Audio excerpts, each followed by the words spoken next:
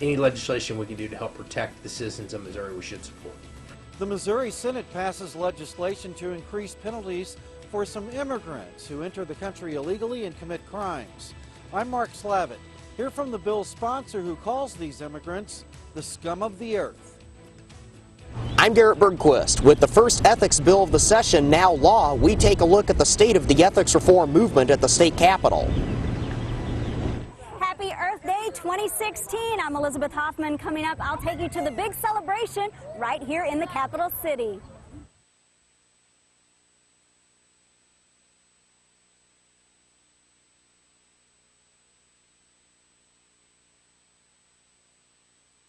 Live from across mid-Missouri, this is KRCG 13, live at 10. Good evening. Thank you for joining us. A pregnant woman is the fourth confirmed case of the Zika virus in Missouri. The Missouri Department of Health and Senior Services says the woman had traveled to Nicaragua, which is a known Zika transmission area. This is the second pregnant woman in Missouri confirmed to have the Zika virus. Health Department officials would say only that the woman lives in Missouri and contracted the virus this year. According to the Health Department, nearly 80% of people infected with the virus experience no virus-related symptoms. Those symptoms usually are mild and can include fever, rash, joint soreness, and redness of the eyes. The Center for Disease Control says the Zika virus is spread by a mosquito bite through unprotected sexual contact and blood transfusion. Zika-affected countries range from Central and South America to Mexico and the Caribbean. The CDC says an infected woman can pass the Zika virus to her child during pregnancy, which can cause a malformation of the brain called microcephaly. There haven't been any cases contracted inside of the United States by people who have been bit by mosquitoes, so our main concern and main focus currently is informing people who are thinking about traveling to these areas of the world where it is being transmitted locally, that they should be cautious and aware of this. If they're pregnant women, especially, we're suggesting they try to cancel that trip or postpone it. The State Health Lab in Jefferson City now conducts testing of suspected Zika virus samples. Right now, there is no vaccine for the Zika virus. And the Missouri Senate this week passed legislation to increase penalties for some immigrants who commit crimes in Missouri. The bill's sponsor tells KRCG 13's Mark Slavitt illegal immigrants who commit violent or dangerous crimes here deserve extra punishment. The measure would apply to immigrants who have previously been deported for a violent or dangerous crime and later commit another crime in Missouri or elsewhere. In March, Pablo Serrano Vitorino was the target of a massive manhunt in Montgomery County. Court documents obtained by KRCG show Serrano Vitorino used an AK-47 rifle to murder 49-year-old Randy Nordman of New Florence and 4 other men in Kansas City, Kansas. Immigrants like Serrano Vitorino could serve up to 7 years in prison for illegal re-entry to Missouri under the legislation. I don't want these people in Missouri. I want our kids and our kids and the citizens of Missouri to feel safe. We have our own issues that we sure don't need to be importing convicted felons. Cunningham says his Missouri legislation is necessary because federal immigration laws are not working. The bill is on its way to the House.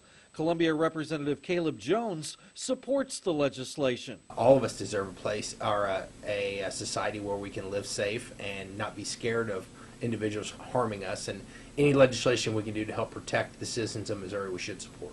Missouri senators voted 26-6 on Thursday to send the bill to the House. Mark Slavitt, KRCG 13. Serrano Vitorino faces a preliminary hearing in Montgomery County Circuit Court next Thursday. The push for ethics reform in the General Assembly has sent 3 measures to Governor Jay Nixon's desk.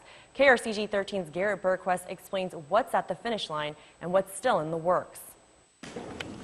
Governor Jay Nixon has long criticized Missouri's ethics laws. Missouri's ethics laws remain the weakest in the nation.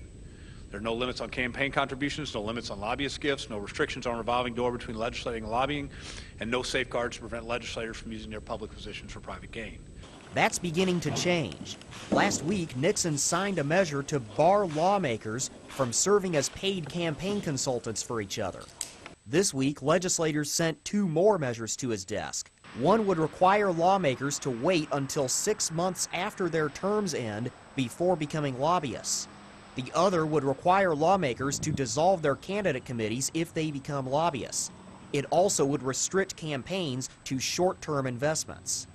Other reform measures have farther to go. The House passed a lobbyist gift ban at the end of January, but that measure has been stuck in the Senate for 2 months. Still, Nixon says he's confident the measure will reach his desk before the end of the session.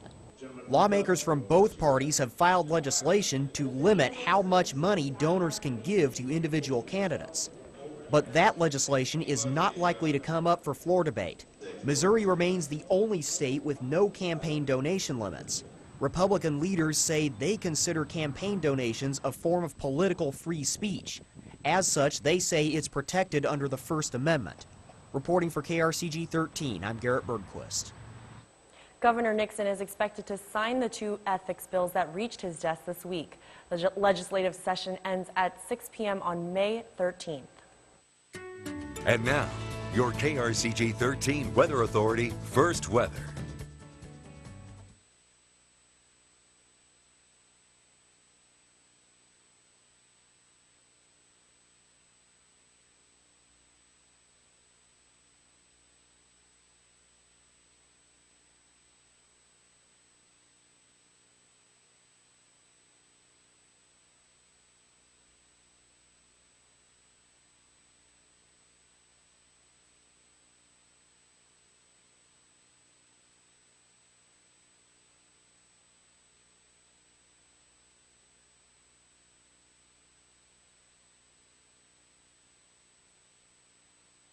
Thanks, Dan. A wanted man is behind bars tonight in Callaway County.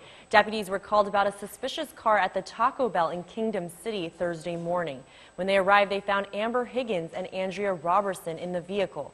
Higgins was wanted in Miller County for intent to distribute controlled substances. Deputies reported finding meth, heroin, and marijuana in the car. Both women were arrested on felony possession charges. Robertson has bonded out of jail. Higgins is still in custody. The Air Force is changing its designation for pilots who conduct drone military strikes from Whiteman Air Force Base. In the future, they will be known as attack squadrons. The Pentagon hopes the new names adds prestige and aids with recruitment and retention of flight officers. And the Columbia Public Works Department has shut down one section of a busy street for the next several months. Part of Scott Boulevard between Vaunter School Road and Sawgrass Drive will remain closed until late summer. Several other sections of Scott Boulevard have been closed since last August as crews work to widen the street to 4 lanes. The city plans to reopen a section of the road between Layton Drive and Route KK on Sunday. Today was Earth Day, and it brought hundreds of school kids to the Capitol to celebrate. More on today's festivals still to come on KRCG 13 live at 10.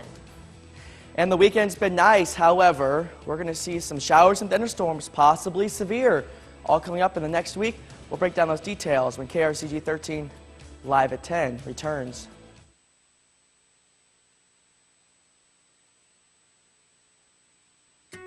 And now, your KRCG 13 Weather Authority forecast. And welcome back. Take a look at rain chances here as we go through your Sunday night, really into much of next week. You know, today it's nice out. Tomorrow it'll be nice out as well. However, unfortunately, we're going to start to see those rain chances return, and I think the first chance for rain will actually be here Sunday night into Monday morning as a cold front rolls through. I think for your Monday, we're mostly dry, but lingering cold air will kind of move in here late in the afternoon, so spot showers possible. Otherwise, Tuesday, we're mostly dry, but here's where things get interesting. As we get into your Tuesday night into Wednesday, we're going to start to see a warm front lift through the area. Showers and thunderstorms will be possible with that. Some of those could be on the strong side. And then as we get into your Wednesday, this is when we're going to see the potential for strong and severe storms here across mid-Missouri. So as that happens, we're going to have to really keep an eye on the forecast. And as we go through the next few days, we will keep you up to date on that. And then Thursday, maybe a lingering shower. Otherwise, don't think we'll see much in the rain on Thursday. The severe threat, let's fast forward to Wednesday, and almost all of mid-Missouri will see the opportunity to see a shower or thunderstorm that could be on the strong to severe side. And I'll tell you, all modes of severe weather are on the table. Now, here's the deal. As we get into the next few days, we will fine-tune the forecast, and we will talk a little bit more about the threats as we get into your Wednesday. How about this? Take a look at your temperatures here across the area. We were at 79 for a top temperature here on your Saturday at Jefferson City. The warm spot, 81 at the Lake of the Ozarks. Here's a look at your current temperatures at the 7 o'clock hour. 82, the warm spot in Higbee. Most of us have fallen out of the 80s if we were at the 80s, back into the 70s. 72 in Columbia, 74 at the capital city.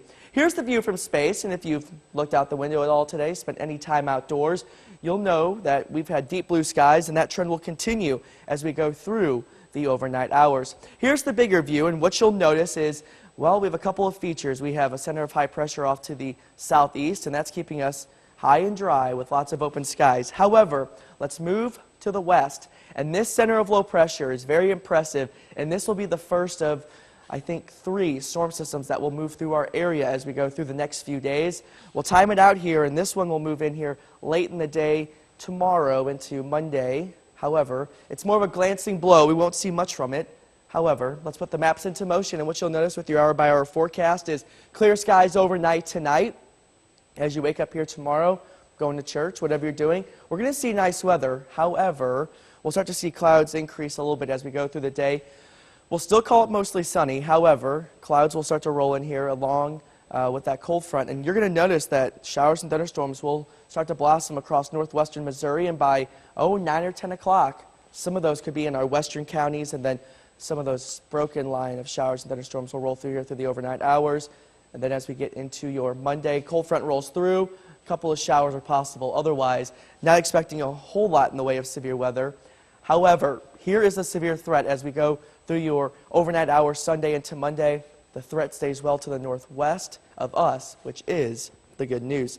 Here's your forecast for tonight. Temperatures will fall to the 50s, only 56 for a low temperature tonight. Here's your forecast as we go into your Sunday. It's a quick warm-up. We'll see 75 by lunchtime, 82. We'll do it for a top temperature here across mid-Missouri. Your extended forecast, there's a lot going on. A couple of showers possible in here on Monday. Otherwise, we're mainly dry into Tuesday. Wednesday is the day to watch. Showers and thunderstorms could be on the strong to severe side. That's definitely on our radar as we're going to approach the middle of next week. We're dry for most of Thursday and Friday. If you're looking ahead to Summerfest next weekend, it looks like there could be showers and thunderstorms with warm temperatures in place. So we're dry for the weekend, but rain boots and umbrellas for the rest of the week? That looks how it's going to go. All right, thanks, Dan. Hundreds of school kids cover the lawn of the Missouri State Capitol. We'll tell you why next on KRCG 13, live at 10.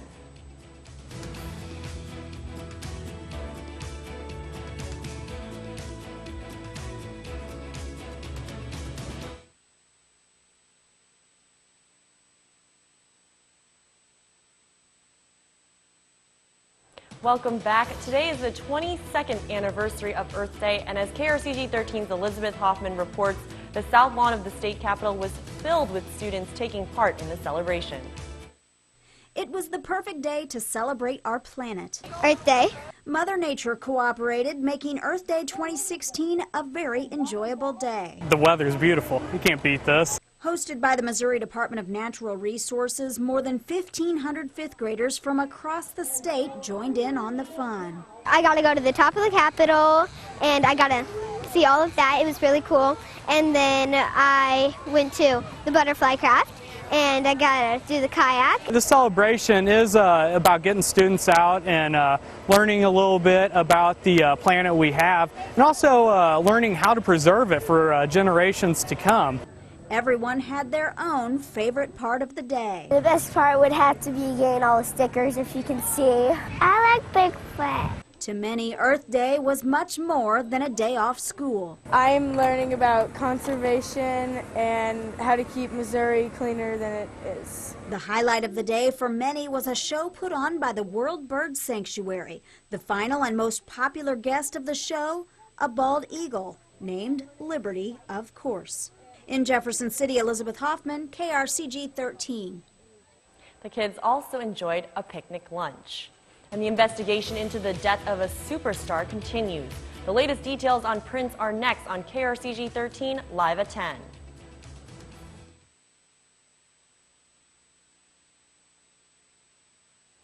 As music fans across the world mourn, the investigation continues into what killed Prince. Omar Villafranca has more from officials and from fans.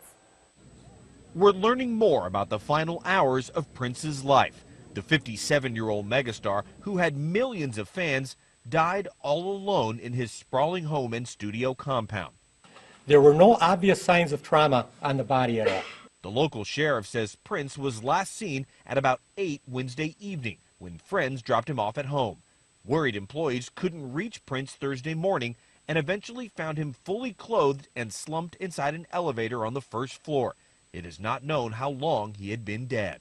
We have no reason to believe at this point that this was a suicide. Prince's body was released to his family following a 4-hour-long autopsy on Friday. The mood here at Prince's Paisley Park estate is somber as fans gather to show their love and say goodbye. I can't even begin to imagine what life is like after Prince now. Since word of Prince's death, thousands have been taking part in a dance party in Minneapolis. It's expected to last all weekend to celebrate the life of the man the sheriff called a good neighbor. Omar Villafranca, CBS News, Chanhassen, Minnesota. The medical examiner says it will be days or possibly weeks before all test results, including toxicology, are known. Prince was scheduled to perform a set of unadvertised shows in St. Louis this week. Promoter Steve Littman today said he had been working for weeks to set up 2 surprise pop-up shows for Monday evening at the Fox Theater. The shows were canceled last week upon word of Prince's illnesses. And soccer tournament play in Columbia, baseball tournaments in Lynn and Boonville, and a battle of the American League's best in Kansas City. Tony's in next with sports.